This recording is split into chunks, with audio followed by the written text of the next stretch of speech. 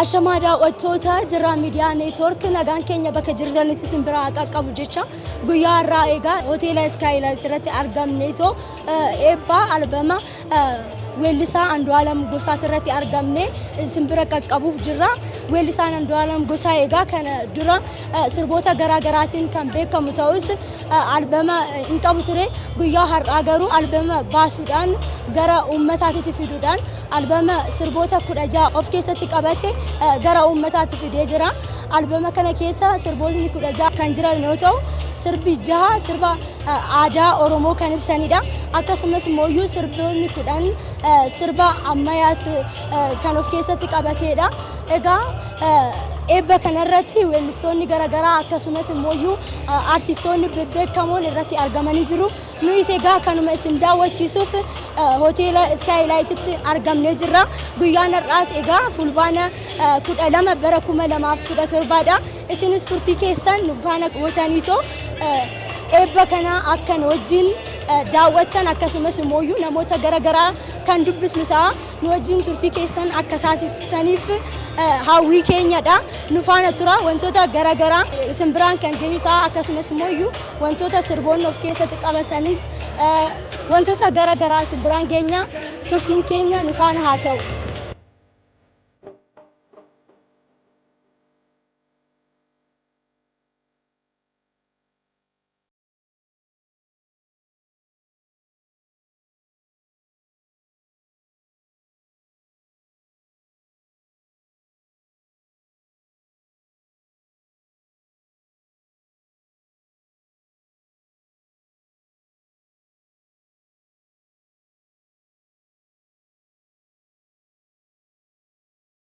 Baraka Sidamiano, Nitim Galsaniyo, Kasidama Mata Sal Garuno, Tanasu Salum, Detin in the Salensilano, Kapagagas and Karakara Barona,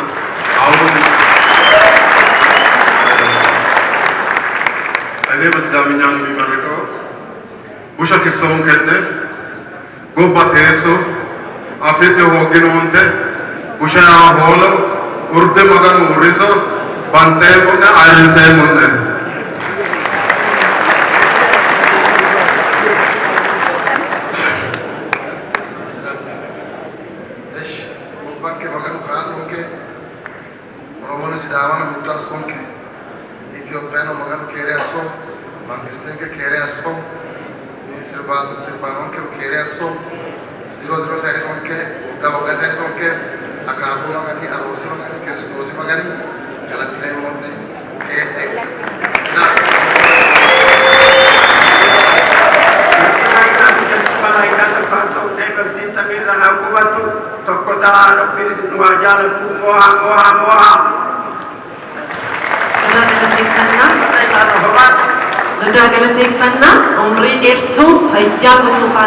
Nuuf kalcha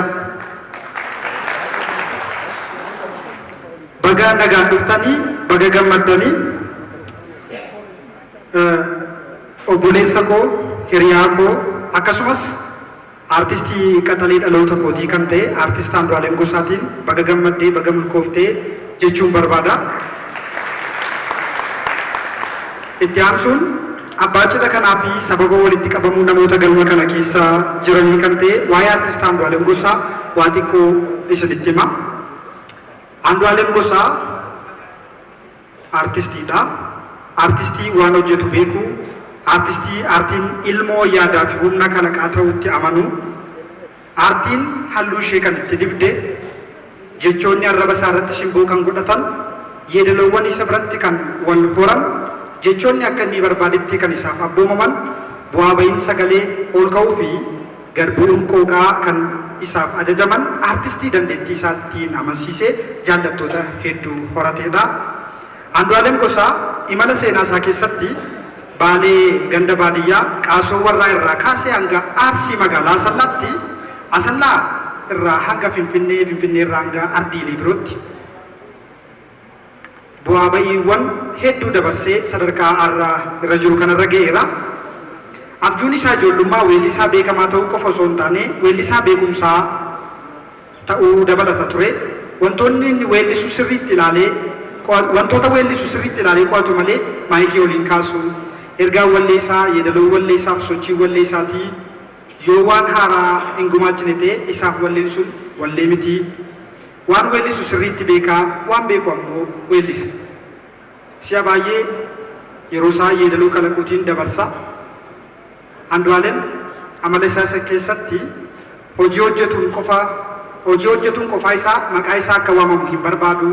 Walalootiin, yeedalootiin akkasumas carraa kan birootiin namoonni akka isa duukaa hirmaatan taasisaa.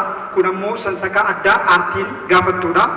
Namni sansakaa aartii guute ammoo aartistii ta'uu qofa miti. Aartii irratti nama dhiibbaa uumuu danda'uudha. Andu'aalem gama hawaasummaatiin nama arjaadha. Waan qabu qooduu jaallataa. Kolfii fuula isaa irraan badu. Kilippii isaa hunda yoo ilaaltan Andu'aalem inuma kolfa waan nama gaddisiisu irratti illee. Walumaa galatti Anduun nama kolfa jaallatu. Kolfuun qulqullummaan jaalallii fi arjummaan amala isaa ibsu. Abbaa fira baay'eetii jaallattoota isaa danuus dandeettii isaatiin dabalata. Amala isaatiin illee namoota hedduu jaallattoota hedduu horateera. Walumaa galatti Andu'aalem sadarkaa irra ga'e kanarra ga'uu fi albeema isin amma kana baay'attanii eebbisuuf walitti qabamtan kana hojjechuu fi bu'aa bayiiwwan hedduu dabarsee hojii humnaa hojjechuutii hanga manneen garaagaraatti qacaramanii hojjechuutii har'a immoo abbaa albeemaa ta'utti seenaawwan hedduu dabarseera.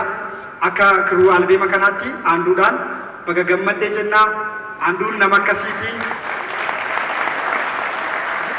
gara fuulduraatti illee hojiiwwan kana cacaalan hedduu fiduu danda'u. Hojii isaa amma gadhiifame kunillee egeree isaatiif ragaa waan ta'uu danda'u. Waa'ee Anduu kanuma qofan jedha. Itti aansuun Andu'aalem Gosaa gara waltajjiitti naaf affeera.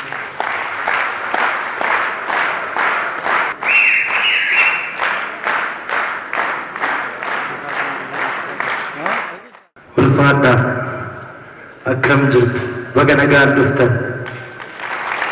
Dhugaa Rabbii baay'een gammadee Waaqni na gargaaree guyyaa kana dhaabbadhee haala bareedaa kanaan jaallattootaa fi namoota na kabajan fuuldura Waaqni kabaja kanaan na dhaabuutu baay'een galateeffadha.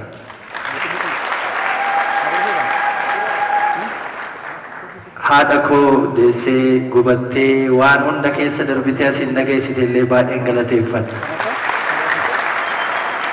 Obboleewwan koo bakka waamametti na biraa nafne artistootas kan artistii hin taanes kan waa hundaan na cina dhaabbatu jaalalas kabajas gorsas kanaa kennan hundumayyuu baay'ee galateeffadha.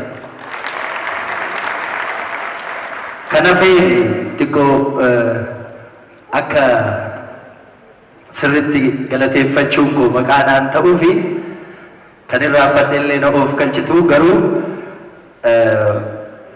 hunda keessanuu Oromoos nan galateeffadha. Galateeffachuun gaarii waan ta'eef maqaadhaan nan galateeffadha waamaa.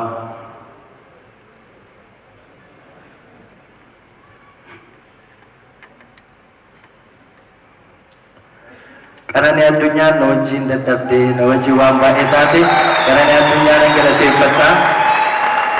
Harmee koo akkasumas Roobeel, Hawwii, Dureessaa, Lallisaa, Giruu Caalaa, Dr. Muhammad, Joombaa, Lammii,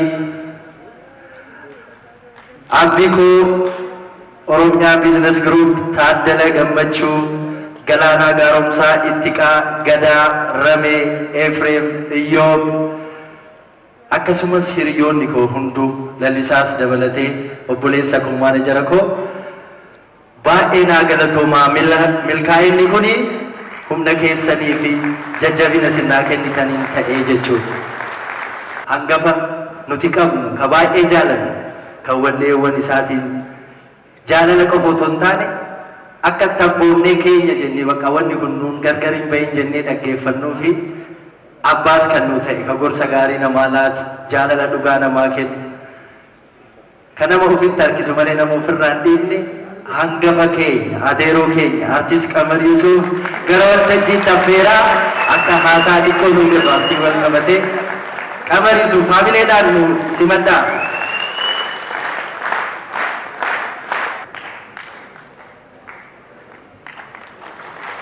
Itu galatoma.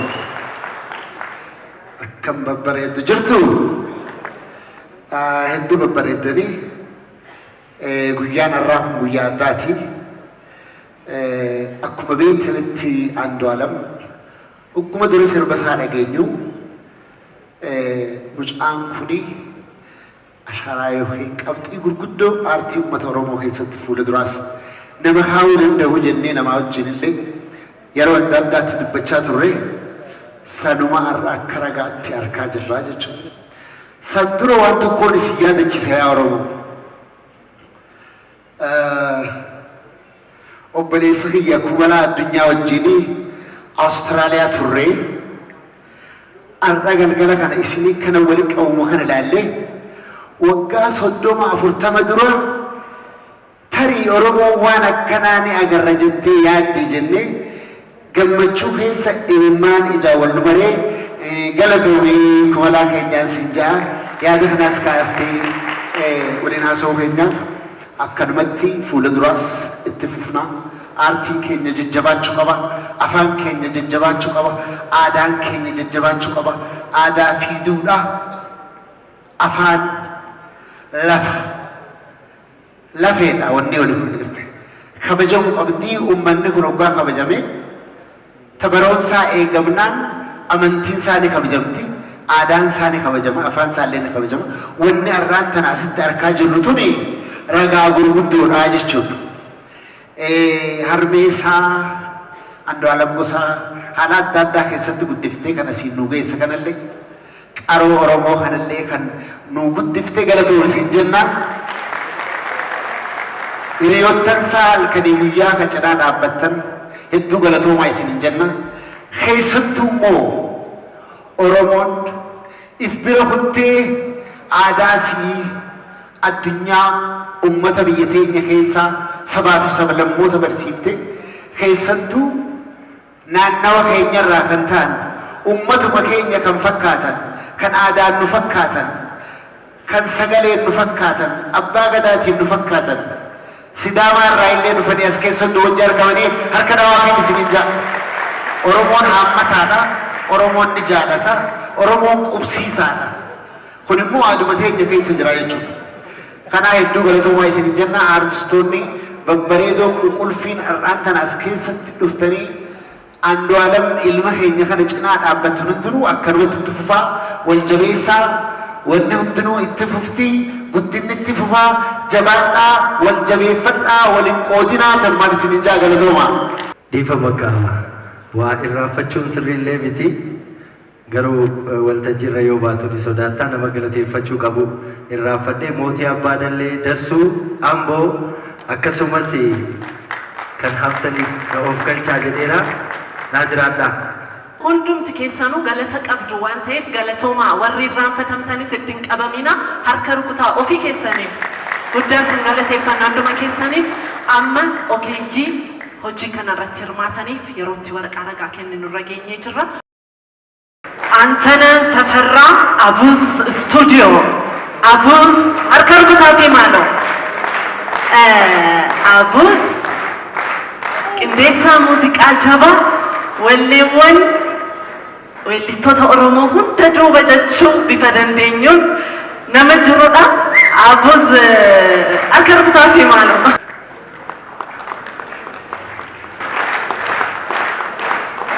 አንዲ ቤተ ዜማ አንዲ ቤተ ዜማ harka rukutaa fi አንዲ ቤተ ዜማ ኢዮብ ባልቻ እዩ ስቱዲዮ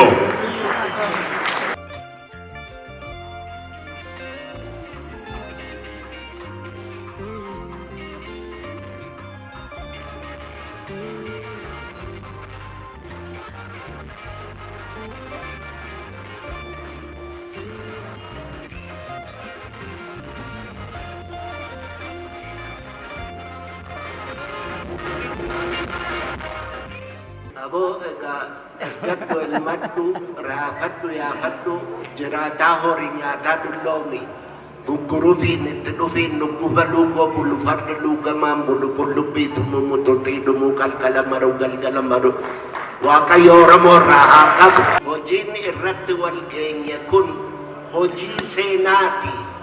hojii dhalaa dhalatti darbuudha. Hojii borii ittiin bilisoomnuudha. Hojii afaan Oromoo, aadaa Oromoo, tarrabbaa dhukkisuu Oromoo, dhawaa dhibaayyuu Oromoo, soqaa safaka Oromoo, aadaa gadaa Oromoo guddisu haa ta'u. Egaa barbadaan gaala rabuu, boruun laga labuu, diinni hiddii fardirra ejjete haa ta'u.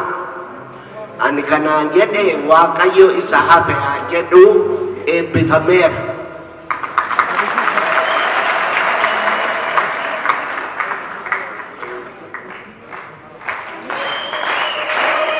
Albama Ayyaantu, albama artiist Andu'aalem Gosaa isa jalqabaa Ayyaantu. Ayyaantu keessatti weelluuwwan garaagaraa 16 ni jiru. Ayyaantu. Baga gammadee Andu'aalem, baga gammadee maatii guutuu, baga gammadeen jenna. Harmeen Andu'aalem waan jedhan carraa haa kenninuuf wayya miti. Hayya.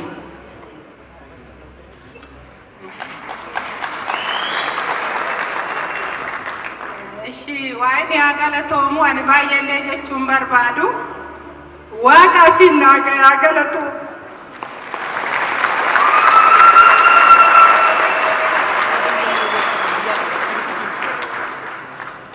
Andu'aalem kiyyaa miti. Andu'aalem kasabaati keessan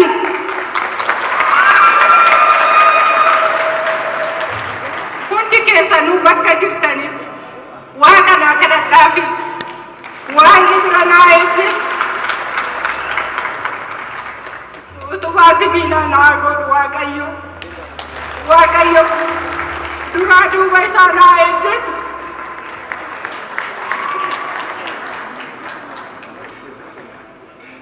Ani wanna dubbadhuun qabu. Ani humni kiyya Waaqaa.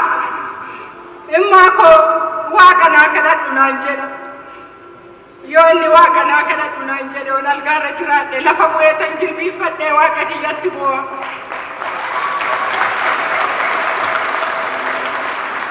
Waaqni immoo nan ganne har'aan naa ga'ee jira. Kan borullee inni biraan jalaa fagaatiin Waaqni bira naa jiraatu. Humni kiyya isa waan ta'eef isinis uummanni Oromoo bakka jirtanitti Waaqa naa kadhadhaafi waan isin duraa duuba keessa haa ejjetu naa jedhaani waan yoo nama jiraate hunduu namatti nan gatu jara koo akkattiin guddifadhe natu beeka waan immooyyuu ganama gizee humna qabanii fiiganii nyaatanii galgala moo gizee humna dhabanii waaqni nama hirkisaa ana waaqni na hirkisee jira ani lammatan dhaladhe jedha dhugaa ani nama lammata dhalate kanaafuyyuu ani wanna dubbadhuun qabu waaqni haa galatoomu jedha bakka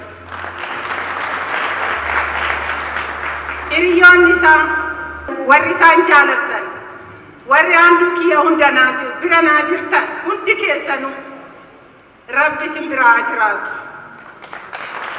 Yaadaanis waa hundaanuu namni isa duuka naa ejjettan hundi keessanuu waan isin duukaa ejjettu. Innis immoo ilmoon isaa boru akkuma inni utubee na qabe kanatti innis waan ilmoo isaa kenne haree ilmoon duraa kana kan lammataa immoo ilmoo isaa kenne hirkoo an argadhe kana argatu. Kana Waaqa kadhadhaaf galatoomaan jedhu.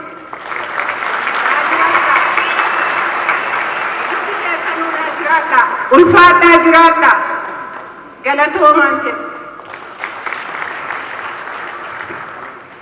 Guddaa galateeffannaa Ayyoo teessoo Andu'aalem guddaa galateeffannaa albamni Ayyaantuu ifatti eebbifamee jira.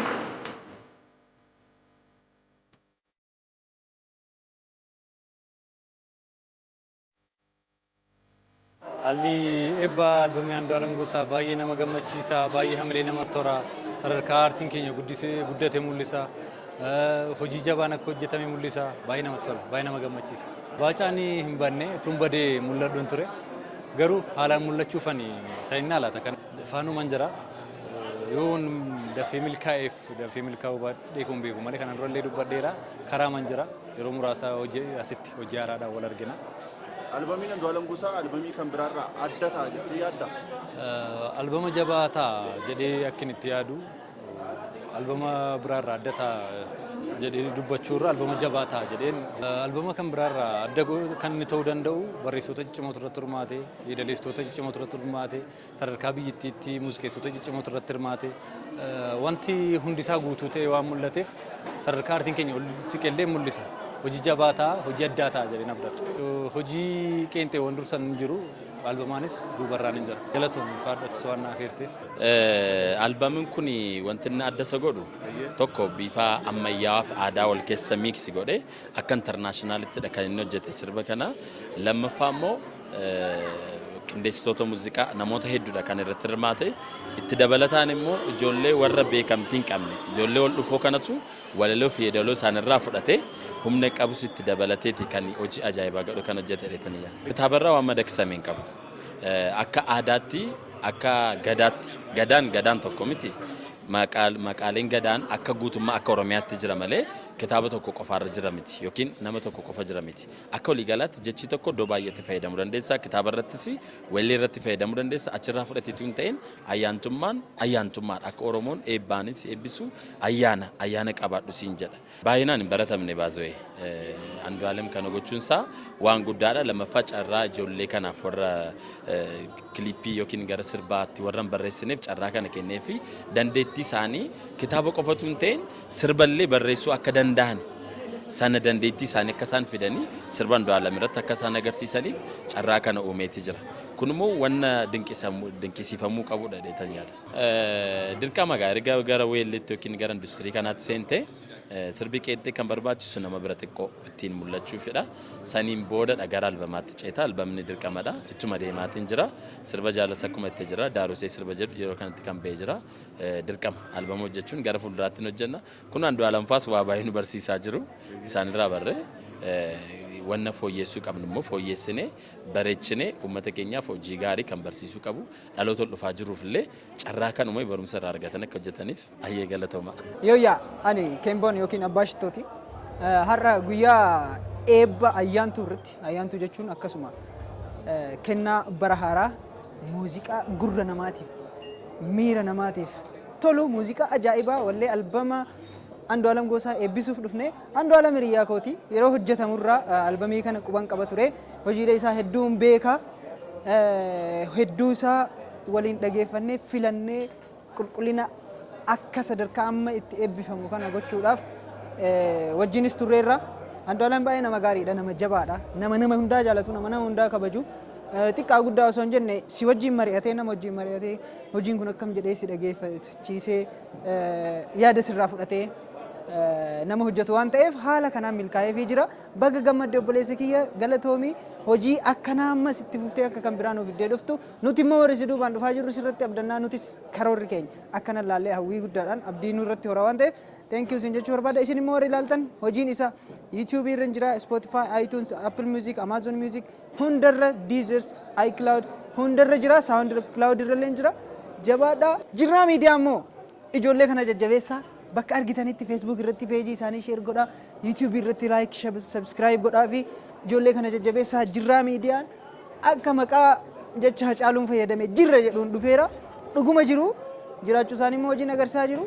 Hayyee maqaan kiyyaa Sharafuu jedhama tiktokariidha. Adda jirraa miidiyaa irra jirra.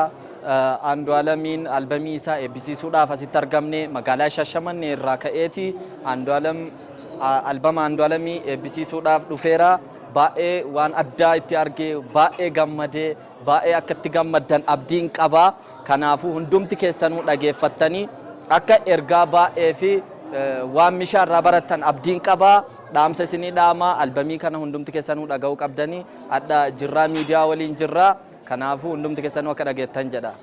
Hedduu galatoomii haalli albama Andu'aalem Gosaa hedduu takka magaalaa kana keessatti hedduu waan nama boonsaati kan gaggeeffame qophiirraa yoo eegallee albamootni kana durallee kan eebbifamanii jiranii garuu جنريشن خينا بيخوتي مقالات أنا خسان كان جرادتي ألبوم فان الرومو يروج القبات حالة خنا ولك أمني حالة أنا ما جمعت شتكون خان أي بس فمه ألبوم تشينس كان موت هدو تورتي هرماته هدو كراجر ما كبا وان ما جمعت ساتين أركي ريكمنديشني يرو غافساني مكان ثاني ردوم لين دوركاتوري دوركاتوري جامعة اللي هم ما بيكمو أما اللي هو جيسن نموني هجتاني ولا لو في دلور مكان موت هجتاني سن يرو تيخان إني خسرتي عنده علم جرو ألبوم تشي بسندرتو سيرتيفيكيتي كان وريني ساوي جلف عني هجتاني أسيني ساقاني يرو خان نتأكد هدو تكلم مجمع سوا برنوتو قد تذكر رفرن. إذا أكمل بيكمو أبانكي أبيكو إن سبوت بايي بريسان بيكما براس بيوكا نجارو نموني ولا لو بريسان بايي سنزرا مال الركيت ستفكار ولا لو سربا كدراني ساني نموني ولا لو سربا بريساني ولا استوتا كنن إمبولا ثاني مالي فلات. درا كاسا واسني إذا في مكاسا بكسا عملوا يادن كفصونتين يادن نوس عملوا نقول نفسي في فكاتان جارو بكتانتي جارو نجران. أنتوا ما في ماله نجران بك خاني نف. جرفون برات وايا نبيكو وايا دزرا وايا دزرا. أن دوتا كايادة خبان تيمالي عنقاماتي لكن ياده مالي نما يادان نجرا نمنوني يادان سيچنا جرا جو مالي غوتو تنموني سو جوجتا نجرا انغرو فاونديشني مقاساتين ياده بر دبري يادنو مقاساتين تي اكو مسو لبون جرو امتاف هوجتا توري لبون بقوتيلي ربرامتا غدوفي مقانسا جراتي اني هوجين صح املي امتسات بواكا خنو يالي قد ما تنجران قام أبدي مرني. تولي قد قالته. إذا سكنا جرادا قالته. إيجان دعوتو تكينيا كم دعوتشاتو تورتن ألبومني أيان تجرو ألبومني عند عالم غوسا غويا هرّا فلبانة كودا لما براكم لما في كودا تربا أوتيل سكايلايت تي إبي فميرا إبا كان رتيس هريوني في أكاسم اسمويو دينك سيفتوني أرتيست عند عالم غوسا يوكان مويو ويلسا عند عالم غوسا رتي أرجماني جرو نوجين ترتي كيسان وان تاسفتني في جلني كينيا قدادا هرابولا.